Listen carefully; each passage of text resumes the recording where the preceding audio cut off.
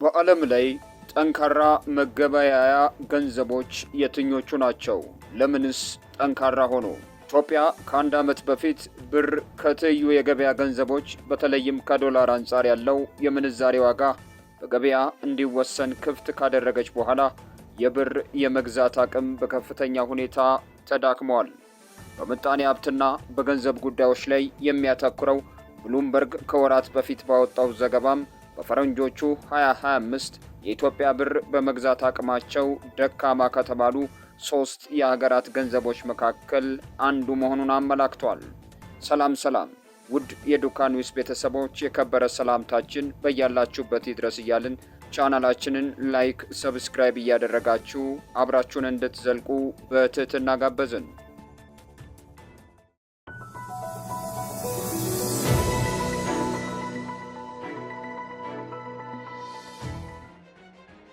ለመሆኑ የሀገራት ገንዘብ ደካማ የሚሆነው በምን ምክንያት ነው? በዓለም ላይ ጠንካራ ከሚባሉት የ5 ሀገራት ገንዘቦች መካከል ዶላር እንደሌለበት ያውቃሉ? ለመሆኑ ጠንካራ የመገበያያ ገንዘቦች የትኞቹ ሀገራት ናቸው? ለጥንካሬያቸው ምክንያት ምንድን ነው የሚለውን እንፈትሻለን። ጠንካራ መገበያያ ገንዘብ የአንድ ሀገር ምጣኔ ሀብት ጤናማነትን ያሳያል። የሀገሪቱ ምጣኔ ሀብት ጤናማ ብቻ ሳይሆን የተረጋጋ መሆኑንም ይጠቁማል። ጠንካራ መገበያያ ገንዘብ በዓለም አቀፍ ገበያ ያለን ተቀባይነትና ተፈላጊነት ያሳያል። የአንድ ሀገር ገንዘብ ጠንካራ የሚያደርገው ምንድን ነው የሚለውን ስንፈትሽ ደግሞ ከፍተኛ የወለድ መጠን ያላቸው መገበያያ ገንዘቦች ኢንቨስትመንትን ይስባሉ። በተያያዥነትም አነስተኛ የዋጋ ንረት፣ የፖለቲካ መረጋጋት፣ የምጣኔ ሀብት ማንሰራራት፣ የብሔራዊ ባንክ ተአማኒነት የመገበያያ ገንዘብ ጠንካራ መሆኑን እንዲሆን ያደርጋሉ።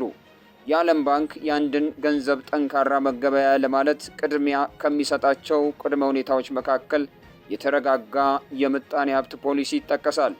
መገበያያ ገንዘብ ጠንካራ የሚያደርገው ምንድን ነው ወደሚለው ስናልፍ የምጣኔ ሀብት እድገትና የምጣኔ ሀብት እድገቱ የተረጋጋ መሆን በግንባር ቀደምትነት ይጠቀሳሉ።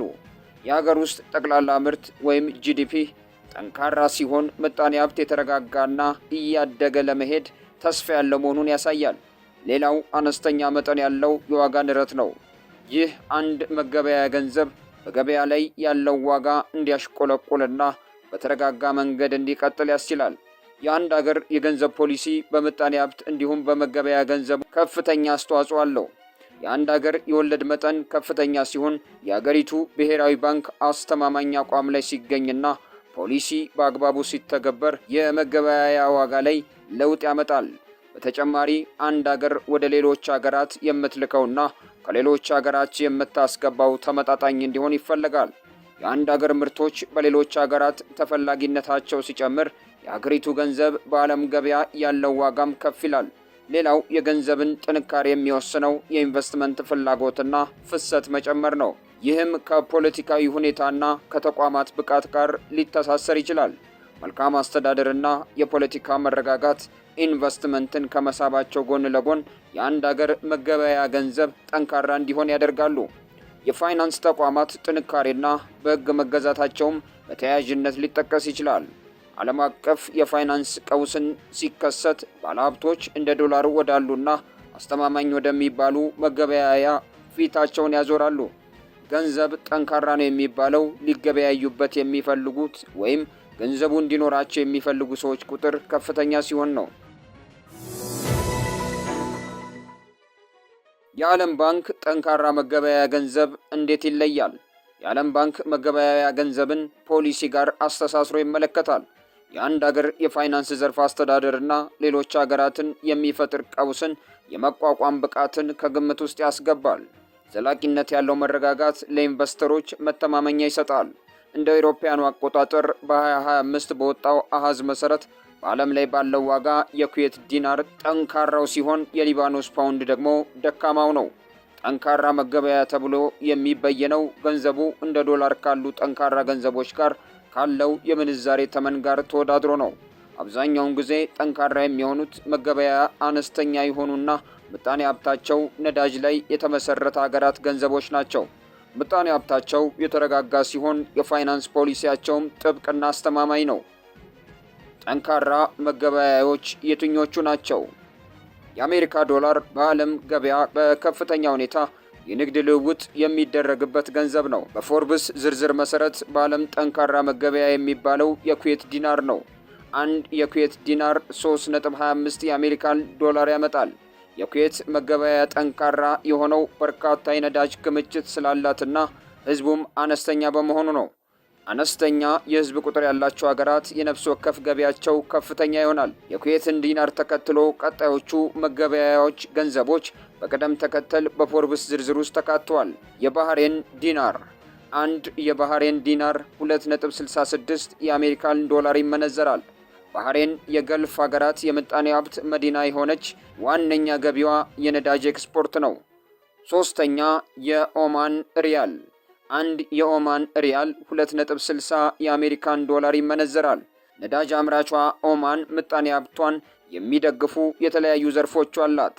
አራተኛ የዮርዳኖስ ዲናር አንድ የዮርዳኖስ ዲናር 1.41 የአሜሪካን ዶላር ይመነዘራል። የፖለቲካ መረጋጋትና ጠንካራ የፋይናንስ ፖሊሲ ለሀገሪቱ ምጣኔ ሀብት ከፍተኛ አስተዋጽኦ አበርክቷል። አምስተኛ የእንግሊዝ ፓውንድ በተከታታይ ዓመታት ጠንካራ መገበያዎች ዝርዝር ውስጥ ይገኛል።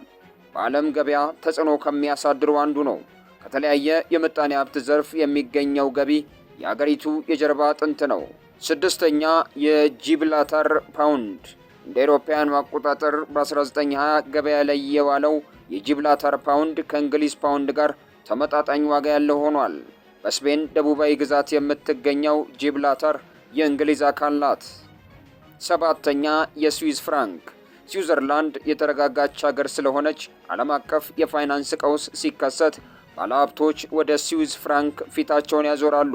ከስዊዝ በመከተል የካይማን ደሴቶች ዶላር በካሪቢያን የሚገኘው የእንግሊዝ ግዛት የሆነው የካይማን ደሴቶች ባለሀብቶች ከሀገራቸው ውጪ ገንዘብ ለማስቀመጥ ይመርጡታል።